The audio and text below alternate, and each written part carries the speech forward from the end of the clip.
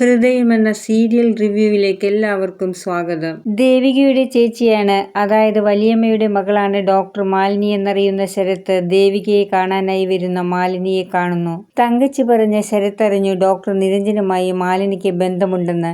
മാലിനി പോയി കഴിയുമ്പോൾ ശരത്ത് ദേവികയോട് പറയുന്നു, നീയും നിന്റെ ചേച്ചിയുമൊക്കെ മറ്റുള്ള പെണ്ണുങ്ങളുടെ കെട്ടുതാലി അഴിക്കാൻ നടക്കുകയാണെന്ന്. എന്താടാ പറഞ്ഞതെന്ന് ദേവിക ചോദിക്കുന്നു. അതെ, നിന്റെ ചേച്ചി അക്ഷരയുടെയും നീ ചന്ദ്രയുടെയും കെട്ടുതാലി ഏൽപ്പിക്കാൻ നടക്കുകയല്ലേ. എന്റെയും സിന്ധുവിന്റെയും വിവാഹം വരെ എത്തിയതാണ്. അത് മുടക്കിയതൊന്നും നീ എന്നെ കൊണ്ട് പറയിപ്പിക്കേണ്ട. ചന്ദ്രയെ സിന്ധു ഏതു നിമിഷവും ഡിവോഴ്സ് ചെയ്യും. പിന്നെ എന്റെ ചേച്ചി ഒരാളെ സ്നേഹിച്ചതുകൊണ്ട് മാത്രം വിവാഹം കഴിക്കാതെ ജീവിക്കുകയാണ് എന്ന് ദേവിക പറയുന്നു. അത് തന്നെയാണ് ഞാനും പറഞ്ഞത്. നിന്റെ ചേച്ചി വിവാഹം കഴിക്കാനിരുന്നത് ഡോക്ടർ നിരഞ്ജനെയാണ്. ഇപ്പോൾ അവർ വീണ്ടും വന്നത് ആ ബന്ധം പുതുക്കാനാണെന്ന് ശരത്ത് പറയുന്നു. എന്നെ നീ എന്ത് വേണമെങ്കിലും പറഞ്ഞോ, പക്ഷേ എൻ്റെ ചേച്ചിയെ എന്തെങ്കിലും പറഞ്ഞാലുണ്ടല്ലോ എന്ന് ദേവിക പറയുന്നു. നിന്റെ ചേച്ചി കാണിക്കുന്നതാണ് ഞാൻ പറഞ്ഞതെന്ന് ശരത്ത് പറയുന്നു. ഇനി നീ ഒരക്ഷരം മിണ്ടിപ്പോകരുതെന്ന് പറഞ്ഞ് ശരത്തിനെ ദേവിക അടിക്കുന്നു. അവനെ പറ്റാവുന്നിടത്തോളം ദേവിക അടിക്കുന്നുണ്ട്. 5 പേരെ കൊന്ന കൊലയാളിയായ ശരത്തിനെ ഇപ്പോഴും പോലീസ് അന്വേഷണം എന്ന പേര് മാത്രം. സുഖലോലുപനായി യാതൊരു ഭയവുമില്ലാതെ മനോഹരന്റെ വീട്ടിൽ തന്നെ അവൻ താമസിക്കുന്നു.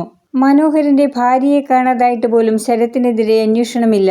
ഇപ്പോഴും മറ്റുള്ളവരുടെ കാര്യങ്ങളിൽ ഇടപെട്ട് അവൻ വിലസുന്നു. ശരത്തിന്റെ അമ്മയ്ക്കറിയാം അവനാണ് എല്ലാവരെയും കൊന്നതെന്ന്. അവൻ മദ്യത്തിന്റെ ലഹരിയിൽ എല്ലാ കൊലപാതകങ്ങളും വിളിച്ചു പറയുന്നു. അതൊക്കെ കേട്ടറിഞ്ഞ ശരത്തിന്റെ അമ്മ ദേവികയെ കൂട്ടി പോലീസിൽ തെളിവുകൾ കൊടുക്കാൻ പോകുമ്പോഴാണ് അവൻ അമ്മയെ വണ്ടിയിടിച്ചു കൊല്ലാൻ നോക്കിയത്. അതിൽ മരിക്കാതിരുന്ന അവരെ ഹോസ്പിറ്റലിൽ പോയി 2 പ്രാവശ്യം കൊല്ലാൻ നോക്കി. 2 പ്രാവശ്യവും അവർ ഭാഗ്യത്തിന് രക്ഷപ്പെടുന്നു.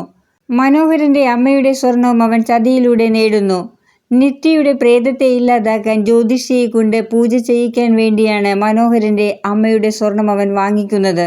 എന്നാൽ മനോഹരൻ ശരത്തിനോട് പറയുന്നു, സ്വർണം ഉടനെ എത്തിച്ചില്ലെങ്കിൽ നീയും അമ്മയും ഇവിടെ ഇനി ഉണ്ടാകില്ലെന്ന്.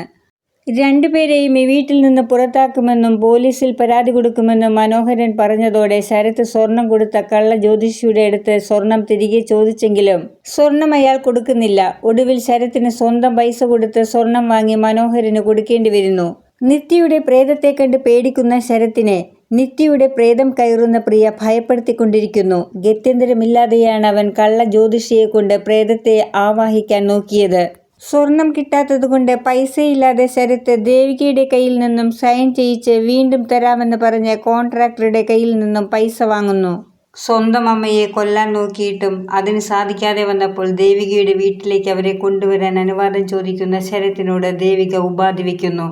നിന്റെ അമ്മയെ ഇവിടെ കൊണ്ടുവരുമ്പോൾ അവരെ ശുശ്രൂഷിക്കാൻ മറ്റാരും ഇവിടെ ഉണ്ടാകില്ല. അതുകൊണ്ട് പാർവതി അമ്മയെ കൂടി നീ കൊണ്ടുവരേണ്ടി വരും. എന്നാലേ നിന്റെ അമ്മയെ ഇവിടെ കൊണ്ടുവരാൻ അനുവദിക്കൂ. വീഡിയോ കാണുന്നവർ ഇഷ്ടപ്പെടുകയാണെങ്കിൽ സബ്സ്ക്രൈബ് ചെയ്യാനും ബെല്ലൈക്കൺ അമർത്താനും മറക്കരുത്.